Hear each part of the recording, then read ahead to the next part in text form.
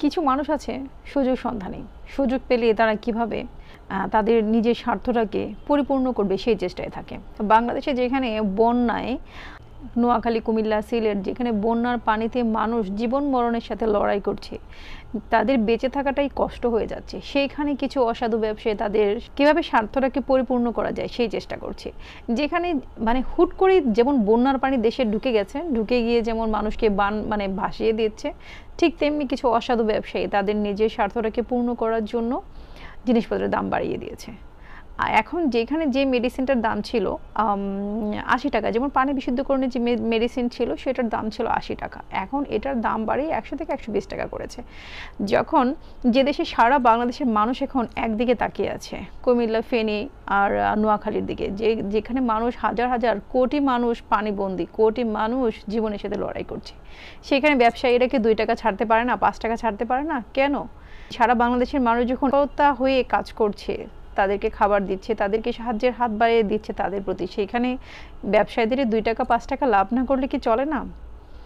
আরে ভাইরা আমার, লাভ তো সবসময় করতে পারবেন, বিজনেস সারা জীবন করতে পারবেন, আগে মানুষকে বাঁচতে দিন, আপনারাও কিছু সহায়তা করুন, ঠিক আছে? এমন করবেন না। যখন দেশের মানুষ যখন খারাপ অবস্থায় থাকে, আজকে আপনি হয়তো ভালো পজিশনে আছেন, আপনার এখানে পানি উঠে নাই, আপনি ভালো আছেন, কিন্তু যারা ভালো নাই তাদের প্রতি একটু সহানুভূতি দেখান, এমন করবেন না। আসলে এগুলো দেখলে অনেক কষ্ট লাগে। এখন যেখানে স্পিড বোট দরকার, নৌকা দরকার, সেখানে নৌকার ভাড়া বাড়ায় দিছে, নৌকা নিয়ে যেতে পারছে না, নৌকা পাচ্ছে না।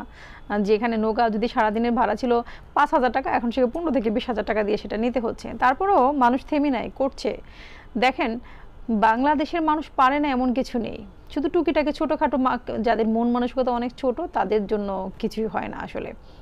যেমন এবার যখন বন্যায় মানুষ বিপদে পড়েছে, তখন সারা বাংলাদেশের মানুষ, ঢাকা ভার্সিটির স্টুডেন্টরা কী করেছে, তাদের টিএসসি চত্বরে যখন মানে ত্রাণ নিতে শুরু করেছে, তখন ২ দিনে ২ কোটি টাকার উপরে এসেছে। এটা বাংলাদেশের ভালোবাসা, মানুষের জন্য মানুষের ভালোবাসা। যখন সারা বাংলাদেশের মানুষ এক হয়ে দেশকে স্বাধীন করতে পেরেছে, এখন ঠিক তেমনি সবাই এক হয়ে এই দেশের মানুষ যারা বিপদে আছে তাদেরকেও উদ্ধার করতে পারবে ইনশাল্লাহ। তো আমরা সেটাই চাই, সেই দোয়াটাই করি। তো সেই সুযোগে কেউ নিজের স্বার্থটাকে বেশি মূল্যায়ন করেন না, নিজের স্বার্থটাকে বেশি করে না দেখে কিছুটা মানুষকে সহানুভূতি দেখান প্লিজ। তাদের বাঁচাটাই এখন সবচেয়ে বড় মুখ্য বিষয়। তাদের হয়তো অনেক কিছু ছিল, আমাদের মতোই তারা ছিল, কিন্তু বিপদে পড়ে গেছে। এখন আল্লাহ তাদেরকে হেফাজত করুন, রক্ষা করুন, এই দোয়া করি। তবে সবাই তাদের পাশে দাঁড়ান, যারা আছেন সবাই, সারা বাংলাদেশের মানুষ হেল্প করছে। শুধু ব্যবসায়ী ভাইদেরকে বলবো, দাম বাড়াই দিবেন না কোনো কিছুর, এই কিছুটা সময়ের জন্য আপনারা বিজনেস বন্ধ রাখুন প্লিজ, এটা সবার কাছে মানে রিকোয়েস্ট। ভালো থাকবেন সবাই।